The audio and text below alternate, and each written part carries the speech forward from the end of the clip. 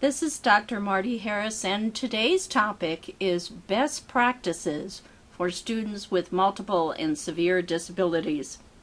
In the field of special education, we have been researching best practices for students with multiple and severe disabilities for years. We need to use validated practices to ensure the best possible outcomes, and we need to continue researching for new ideas. Our agenda for best practices includes educational programming, interventions, teaching accommodations, and alternative assessment. Under interventions, we will look at effective strategies, assistive technology, what to teach, how to teach, instructional environment, and considerations for the general education teacher. In this picture, 3 students with multiple and severe disabilities take advantage of a sheltered workshop program. In years past, that was about all we had to offer. Nowadays, there are more options. The majority of these students are still being served in special classrooms. We are beginning to move towards more inclusive settings because research indicates there is benefit for both the student with the disability and his or her non-disabled peers. Least restrictive environment and educational programming. There are 3 components. First, identification of special needs. Second, the IEP conference. And 3, placement decision. Under identification of special needs, we will administer a battery of assessment. It includes intelligence, adaptive behavior, and functional assessment. For the IEP conference, we will determine eligibility, develop the IEP, and think hard about the level of support needed: intermittent, limited, extensive, or pervasive. Finally, the placement decision is determined by the assessment information and the goals and objectives. There are 3 important things to remember in the process of planning for students with multiple and severe disabilities. Functional assessment is critical and should be looked at frequently. Do not limit the possibilities when making LRE decisions, because research demonstrates inclusion leads to more positive outcomes for these students. Consider the levels of support, intermittent, limited, extensive, and pervasive, carefully, but not as a one-time decision. This is an ongoing process. Decisions based on functional behavioral assessment. We will include looking at adaptive behavior, achievement, socialization, motivation. The parents' expectations and preferences are very important. The presence of additional disability and behaviors within a given environment. The key to interventions is individualization based on FBA, functional behavioral analysis. Effective strategies include instructional adaptations, partial participation and use of adaptations, cooperative learning, and peer tutoring. Under instructional adaptations, we could use multi-leveled curriculum and curriculum overlapping, as well as universal design. Cooperative learning is one of the most effective teaching strategies for students with multiple and severe disabilities. let's look at the different components. Positive interdependence.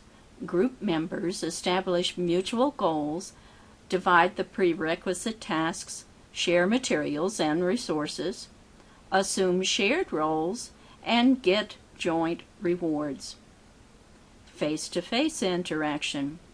Group members encourage and facilitate each other's efforts to complete tasks through direct communication. Individual accountability and personal responsibility. Individual performance is assessed, and the results are reported back to the individual and the group. The group holds each member responsible for completing his or her fair share of the responsibility. Interpersonal and small group skills. Students are responsible for getting to know and trust each other, communicate accurately and clearly, accepting and supporting each other, and resolving conflicts in a constructive manner. Group processing. Group reflection includes describing which contributions of members are helpful or unhelpful in making decisions, and which group actions should be continued or changed. Research demonstrates that cooperative learning can be very effective for students with multiple and severe disabilities. The extent to which the teacher provides multi-level curriculum and curriculum overlapping opportunities depends upon the situation and the individual child. It has to be individually appropriate for that student and their learning outcomes. Students may have different learning outcomes. Don't assume that every child with multiple and severe disabilities has the same learning outcomes. Peer tutoring. Research definitely shows this is a win-win situation. Students with disabilities benefit, and students who are tutors benefit. Assistive technology and medical advances. Assistive technology must include evaluation, it must be part of the IEP planning, and there must be funding for AT. Remember that AT changes rapidly, therefore what works one year may be improved upon the next year. What doesn't seem possible one year may be totally possible the next year. Think out of the box. What to teach? Access to general education curriculum should be available in early childhood and for school-age children with adaptations as needed. Functional skills may also be needed and identified through ecological inventories, functional behavioral assessment, and alternative assessments. We should be looking at self-care, cognition, communication, motor skills, social interaction, and always think about preparing this student for transition into adult living. How to teach. Learning skills will require more time and repetition. Base instruction on instructional needs of the specific students. Adapt the general education curriculum goals and objectives accordingly. Teach chronologically age-appropriate skills.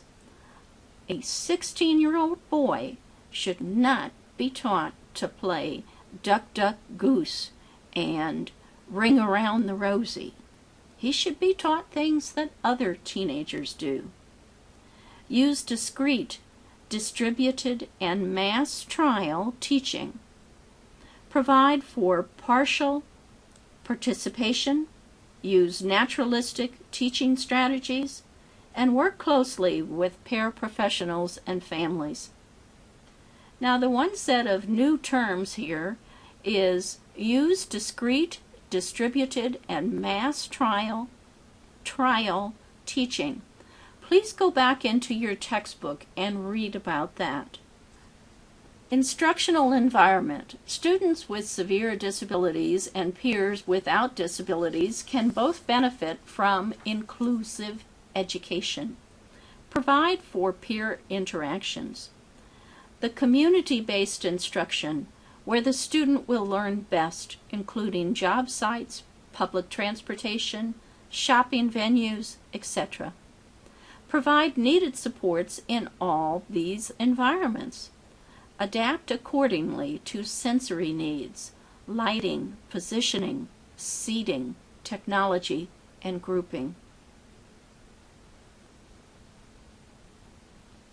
Considerations for the general education teacher. Welcome all students to your room. Create a classroom climate in which diversity is valued and acceptance is the standard for all. Show concern for the success of all students. Adjust the classroom and the learning environment.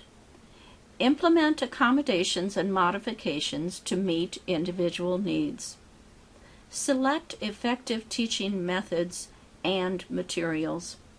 Collaborate with special educators and parents. Assess effectiveness of instruction for the student. Testing accommodations and alternative assessment. For the majority of students with multiple severe disabilities, alternative assessment will be needed. However, we must not automatically assume that accommodations in state and district testing should not be used. Consider the student who has severe cerebral palsy, significant motor difficulties, speech problems, and vision impairments, but still has strong cognitive abilities. It is possible that such a student, although labeled as having multiple severe disabilities, may be able to participate in state and district testing with the appropriate accommodations. Testing accommodations or alternative assessment. Accommodations in state and district testing should be written into the IEP, such as changes in test deliveries, including breaks, different test schedule, extended time, materials such as enlarged print or braille, presentation such as someone to read the directions or record answers. The IEP team may determine that alternative assessment is needed, and that may include unique approaches such as videotaping and portfolio assessment. Alternative assessment of progress. If the IEP team determines the student should take an alternative assessment, then the IEP must include 1. A statement of why the child cannot participate in the regular assessment. 2. An explanation of why the selected alternative assessment is appropriate for the student. And 3. A description of benchmarks or short-term objectives that are aligned with the alternative achievement standards. As we think about alternative assessment of progress, we really need to think outside of the box in the area of assessment of progress. Look at life skills assessment, work skills assessment, communication skills in daily living assessment, videotaping of student walking unassisted or with a walker, videotape of students' improved fine motor skills while playing with a toy. Think outside of the box when it comes to alternative assessment. We cannot and should not ignore the disability when it comes to students with multiple and severe disabilities. We must plan for the learning barriers that the multiple and severe disability create. We must see the potential and focus on the student's individuality. Just remember, education should be special. Thanks for listening.